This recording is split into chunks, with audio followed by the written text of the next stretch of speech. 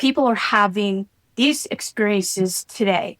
These experiences look similar in terms of the pattern matches with apparitions of the Virgin Mary and with angel contact events similar to those described by Teresa of Avila.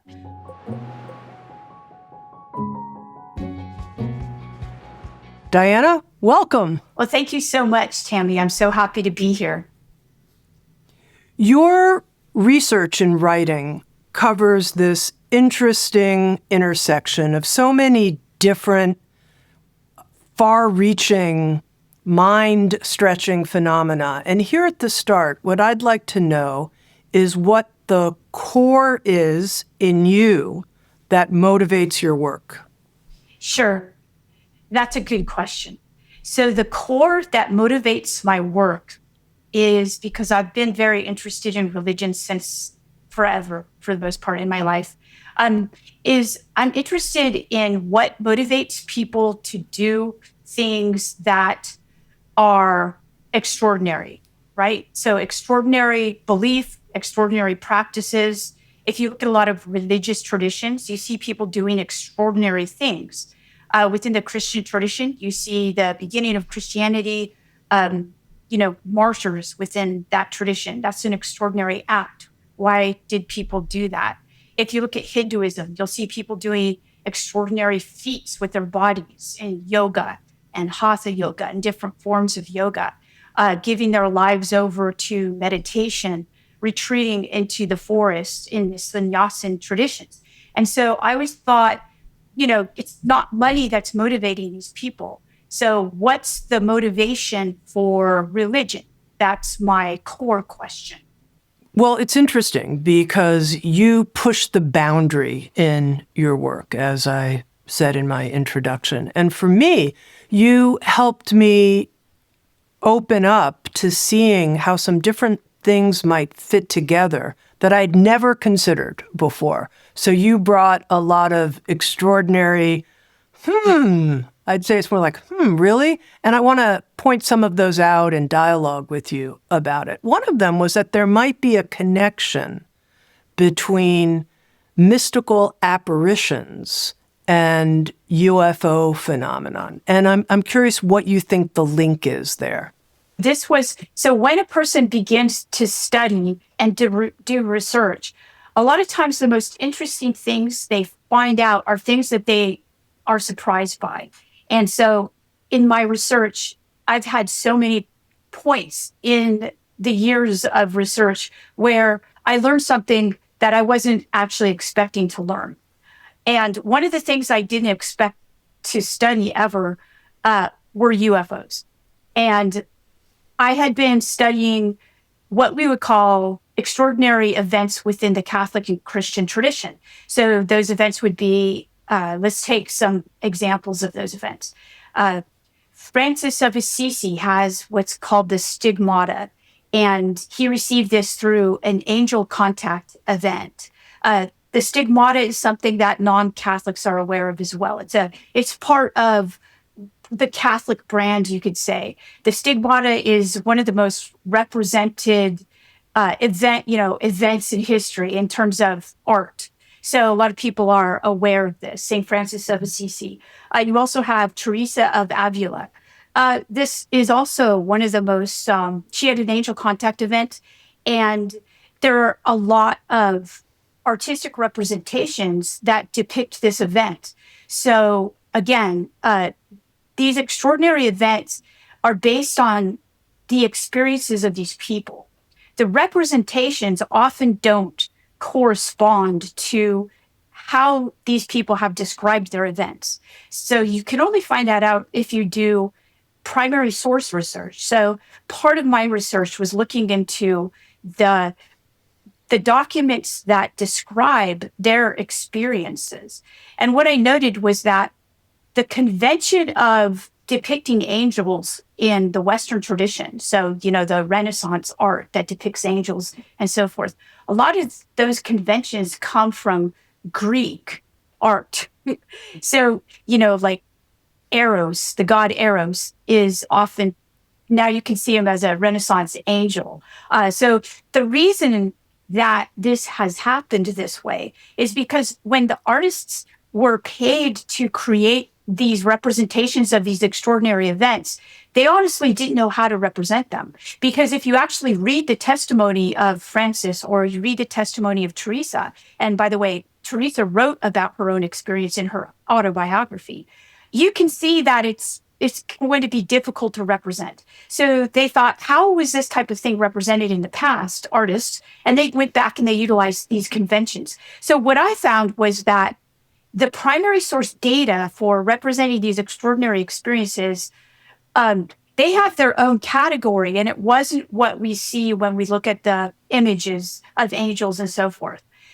That said, this had been my research up through about 2012.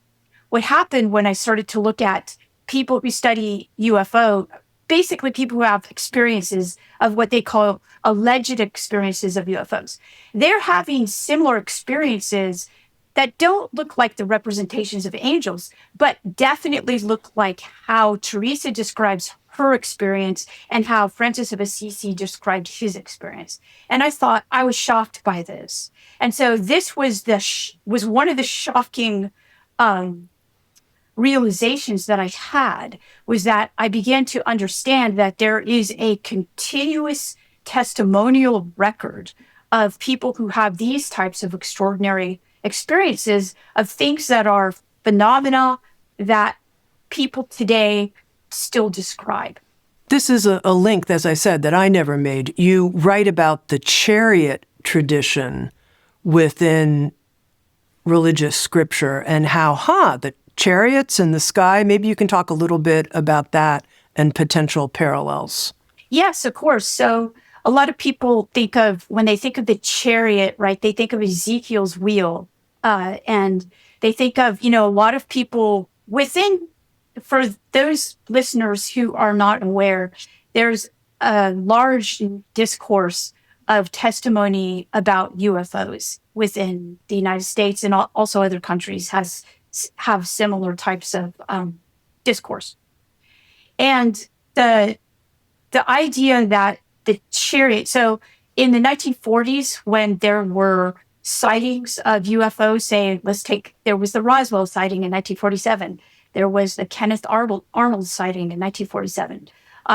That was a big year for UFOs in our country. So what happened was that the people who allegedly saw these things in the sky, they reported them, and the kind of language that they used to describe them was religious language. So they said it was like Ezekiel's wheel. It was like, what we see in the Bible. And so people in the United States grabbed onto that descriptive narration. And so they started to use this too. Well, what's really interesting is that within the Jewish and the Christian tradition, there is a tradition that goes back even before Christianity. And this is called the chariot tradition. And the chariot tradition is a mystical tradition wherein people encounter angels. And they call this the Merkaba tradition. So Merkaba is the vehicle. It's a word that is Hebrew word for vehicle. This would be the chariot tradition. Okay, so this is where my mind gets a little mushy. So help me, Professor Pasulka, Yeah. which is I get mushy and can you really equate these phenomena? Religious revelation, angels, something in the sky speaking to us, apparitions of Virgin Mary. Can we really equate that with people's abduction experiences, meeting extraterrestrials and being examined? I mean, it seems like it's a reduction to say these things are the same, and yet maybe there's a link. So how do I sort through in my mind what the link might be without saying these are the same thing? Yes. So I don't want to say that they are the same thing. So that's reductionism. It might be okay to be a reductionist if it's truthful, if it's accurate. But in my opinion, this isn't an accurate way to look at the tradition and what we see today. However, I think it's very accurate to say, and I did not want to say this in the beginning, but I was being faced with a lot of the data. And the data was a pattern match. When I say that, what I'm saying is that the people who are experiencing alleged UFOs today, I don't know what they're experiencing in actuality, but they are reporting things in the same language that people in 1200 or people in 1400 reported when they saw aerial phenomena in the sky that was also associated with beings and things like that. So this is not something an academic wants to come out and talk about because it sounds very ridiculous. But I think it's pretty accurate to say that people are having these experiences today. These experiences look similar in terms of the pattern matches with apparitions of the Virgin Mary and with angel contact events similar to those described by Teresa of Avila. Are they the same thing? Most likely not. Could they be a modern form of a new religion? Absolutely. And they are. In terms of the pattern and how it matches, or now my question potentially doesn't match, and this was a little bit implicit in the previous question I asked you, which is, it seems like from some of the experiencer reports that I've heard, and I'd like to hear a lot more from you as a researcher, you've talked to a lot of experiencers, people talk about quite negative experiences that they've had. And yet, when you read about religious revelations, it's, ecstasy and, new ideas in the future. It's very positive. So where does the pattern match potentially break down in terms of negative reports that we hear? Sure. This is a very good question. And I have spoken to thousands of people at this point who have had these alleged experiences. And the one thing I can say is that it's not actually correct to say that religious revelation is a very positive experience for people. So if you do look at if people read about prophets, say in the Old Testament, Hebrew Bible, and you also read about revelation today, when people believe that they're in contact, say, with even Virgin Mary, the Virgin Mary. These are events which a lot of the experiencers would prefer not to have had. So a very classic example is Jonah in the Hebrew Bible. He's a prophet, but he doesn't want to be. He's tasked with, God comes to him and tasks him with going to a town, Nineveh, and telling them that they're going to be destroyed if they don't repent. And he doesn't want to do this. So he runs away from God. So throughout the whole short text of this prophetic adventure, this is a prophet who does not want to take on this mission from God. This is a revelation he does not want. You can see this with Moses. Okay, so it's all over the Hebrew Bible that a lot of people who receive revelation, a lot of times they don't want to receive that revelation. So when we look at the abduction literature today, you see both people who are happy to have these experiences, and as many people are very unhappy about having these experiences. So that's a pattern match too. So a lot of times, the prophets that we think of and admire, even the saints, like in the Catholic tradition, Joan of Arc, she recanted in prison. She didn't want to be burned at the stake. But the beings she was in contact with, which one of whom was St. Michael, basically said, no, you really have to do this in order to carry out the whole mission. And she did. So she recanted her recantation. So when we do look at religion, a lot of people have, I would call them stereotypical views of religion and assumptions. And when they take a basic studies class in religion, in religious studies, they're confronted with the actual, what does it say?